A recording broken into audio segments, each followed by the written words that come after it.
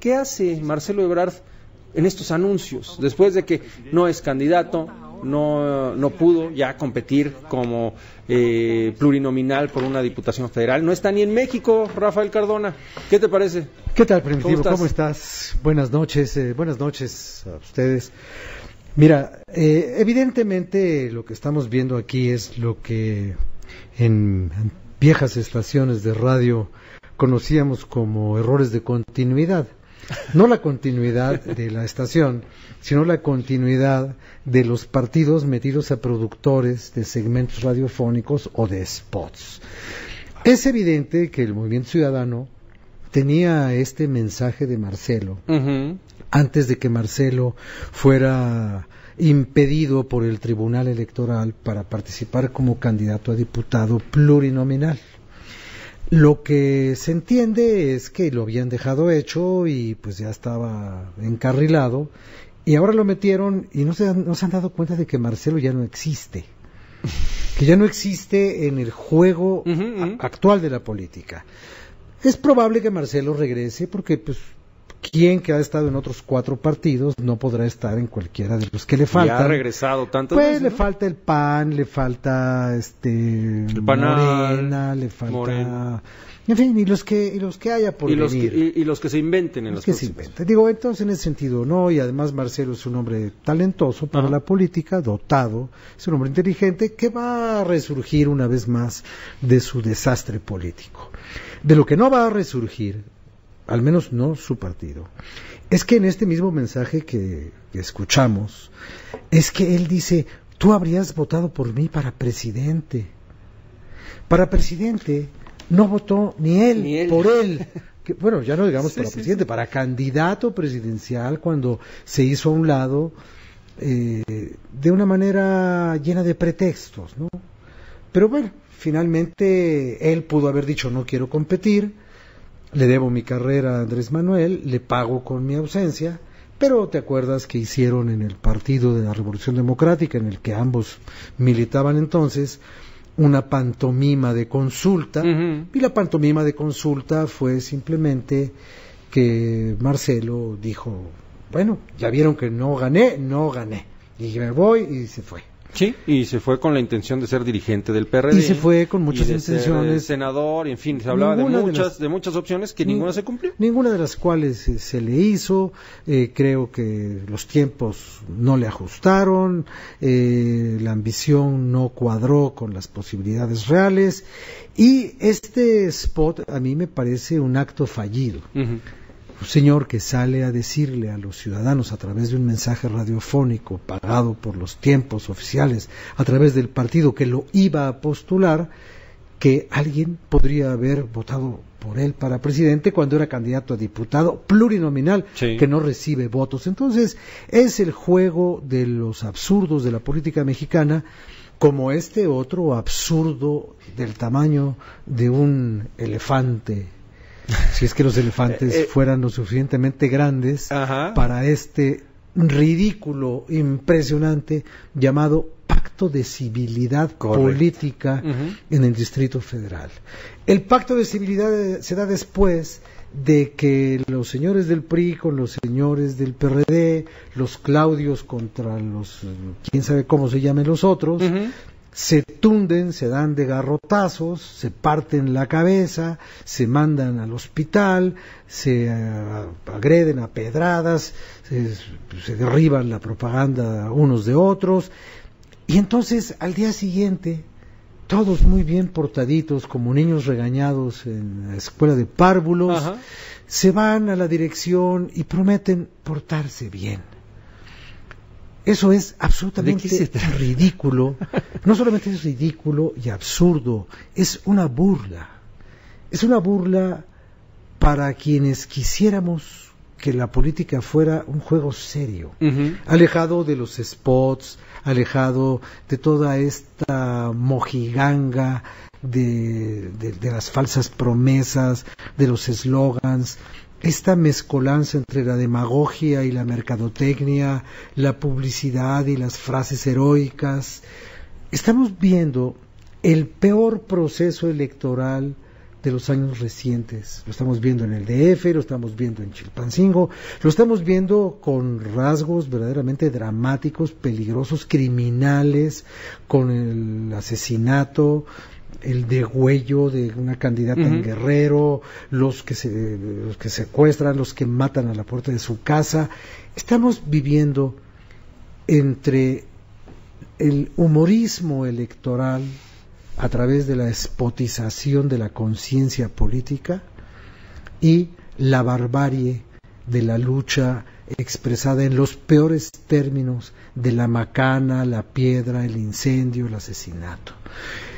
En ese sentido, tendríamos que habernos preguntado si de veras la vía electoral es la única vía para la construcción de la democracia en un país que tenía, a su modo, un sistema de democracia dirigida, como decían antes los priistas, y en donde este tipo de cosas, yo no digo que no existieran, pero no eran tan abundantes, y cuando las había se controlaban de manera más o menos severa. Hoy las elecciones son una pachanga, antes de llegar a las urnas y después de llegar a las urnas. Y cuando no son una pachanga, por desgracia, son un velorio. Y lo único que no vemos es la evolución democrática que nos prometieron con sucesivas reformas políticas. Pero hay que ver la calidad de esas reformas, ¿no? Mira, la reforma del 97 del 77 fue una reforma muy importante. Sin duda. Pero ya nos dimos cuenta de que haber incluido a las opciones marginales y radicales en un mecanismo de afiliación electoral no ha producido el alejamiento de los vándalos y de los violentos. Y eso lo hemos visto a lo largo de toda la conformación de estos muéganos de la izquierda, llamados PRD y Partido Socialista Unificado de México, y todas estas cosas que se hicieron, en donde la gente creyó que la violencia simplemente iba a desaparecer por darles una vía electoral. Pues de un modo menor, con un matiz menos agresivo y menos sangriento, pero la violencia ha llegado a los partidos políticos. Ahí está la historia de Cuauhtémoc Gutiérrez en el PRI, ahí están las demás historias de todos los porros golpeadores, y ahí está lo que pasó en Coajimalpa. Ahora resulta que los únicos agresores fueron unos y los otros fueron simplemente pasivos agredidos, cuando que todo el mundo dice que la culpa la tuvo el otro, y tan es así que los dos acuden a la pantomima de firmar el pacto de civilidad, como si la civilidad fuera un acto de la voluntad humana y no el producto de la evolución de un grupo social. Estamos civilizados, pero no por haber firmado un pacto.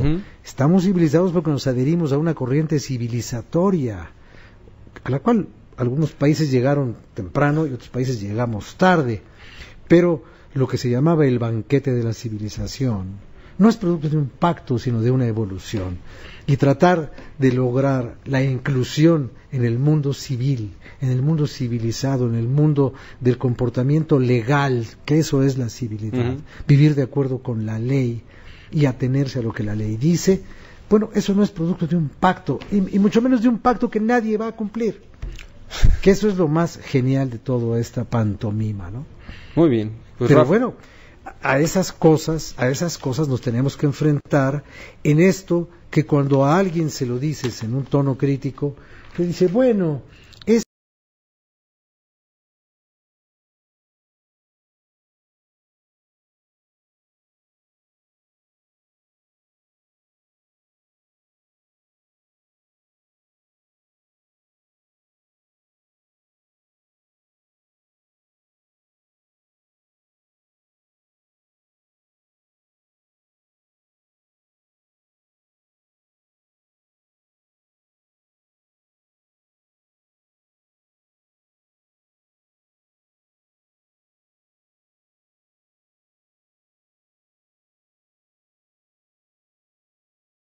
que ese es el precio de la incipiente y joven democracia no, incipiente mexicana. Y no tan joven.